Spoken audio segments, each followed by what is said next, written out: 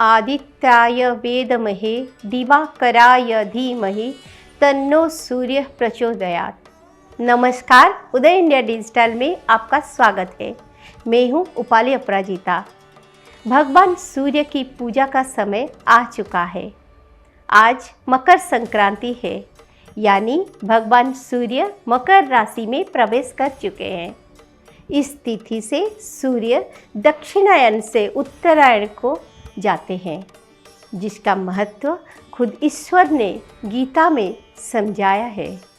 भगवान कृष्ण के वचनों के अनुसार मकर संक्रांति से देवताओं के दिन की शुरुआत हो जाती है और वो जाग जाते हैं।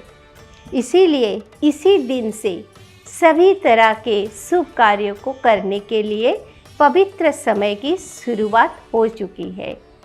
एक पौराणिक कथा के अनुसार मकर संक्रांति के दिन महादेव शिव ने आत्म तत्व का ज्ञान भगवान नारायण को प्रदान किया था, जिन्होंने उसे पूरी दुनिया में फैलाया। इसीलिए मकर संक्रांति को बहुत महत्वपूर्ण त्यौहार माना जाता है। ये तो भी धार्मिक परंपराओं की बात। मैं आपको हिंदू धर्म से जुड़ी परंपराओं का वैज्ञानिक महत्व समझाती आ रही हूँ। तो मकर संक्रांति का वैज्ञानिक महत्व ये है कि इसी दिन से सर्दी के मौसम की समाप्ति होने लगती है। इस दौरान नदियों और तालाबों में प्राकृतिक रूप से बाष्पन शुरू हो जाता है, यानी मौसम के गर्म होने से जल स्रोत में भाप बनने लगते हैं, जिसके वजह से इनमें स्नान करने की परंपरा बनाई गई।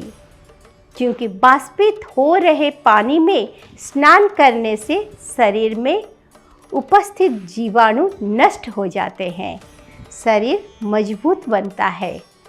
मकर संक्रांति के पर्व में तिल और गुड़ खाने की परंपरा बनाई गई है, जो कि शरीर को अंदर से गर्म रखने के लिए बेहद जरूरी है। आयुर्वेद के अनुसार सर्दियों के मौसम में फेफड़ों में कफ और शरीर में वसा की मात्रा बढ़ जाती है, जिसे दूर करने के लिए तिल और गुड़ की मिठाई खाई जाती है।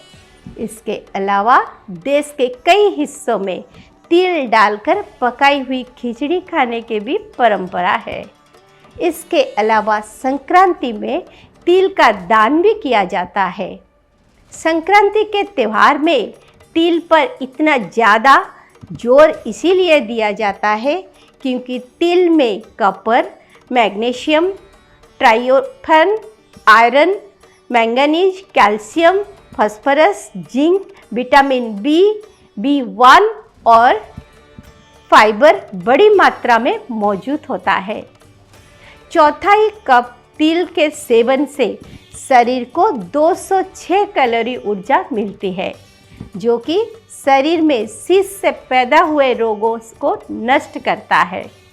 मकर संक्रांति में सूर्य भगवान को खुले में अर्घ्य देने की भी परंपरा है, जिसका उद्देश्य यह है कि उत्तरायण में पहुँचे सूर्य नारायण की किरणों में भरपूर मात्रा में रोग प्रतिरोधक शक्ति मौजूद होते हैं और ये शरीर में विटामिन डी की कमी को भी पूरा करता है।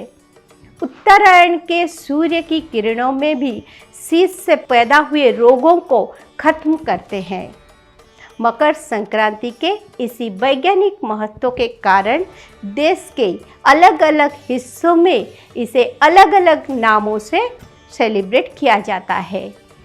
पंजाब में इसे लोहड़ी कहते हैं, बिहार, बंगाल में खिचड़ी मनाई जाते हैं, उत्तर प्रदेश समेत मध्य भारत में उसे मकर संक्रांति कहते हैं, तो दक्षिण भारत में इसे इसी त्यौहार को पोंगल कहा जाता है।